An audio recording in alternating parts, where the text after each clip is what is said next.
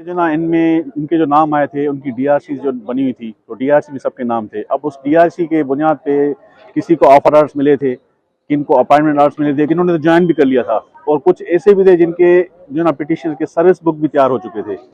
और इस दौरान जो है ना क्या हुआ था कि ये सक्कर हाई कोर्ट से जो फैसला पहले भी आया था, उनके हक में आया था, तो उसको चैलेंज किया गया था अनवर सुप्रीम कोर्ट में।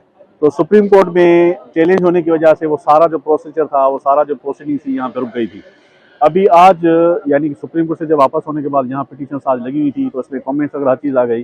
तो अल्हम्दुलिल्लाह इन सब की जो पिटीशन जो आज लगी हुई थी, सवा एक दो पिटीशन के, वो सारी की सारी पिटीशन अल्हम्दुलिल्लाह हल हो गई हैं और इनके फेवर में फैसला हो गया अल्हम्दुलिल्लाह। के हवाले से इनमें जो कमेंट्स थी उनका तो शुरू से यानी सही था, यानी कि केस के हवाले से उनको बिल्कुल फॉलो कर रहे थे और उनके फेवर में दे रहे थे। बस एक पॉइंट पे जो एक सिविल केस दाखिल हुआ था यहाँ कराची में, जो पार्टी थी पाकिस्तान की, उसने वो दाखिल किया था, तो इस वजह से ये डिले हो रहा था उसमें, इसी की वजह से।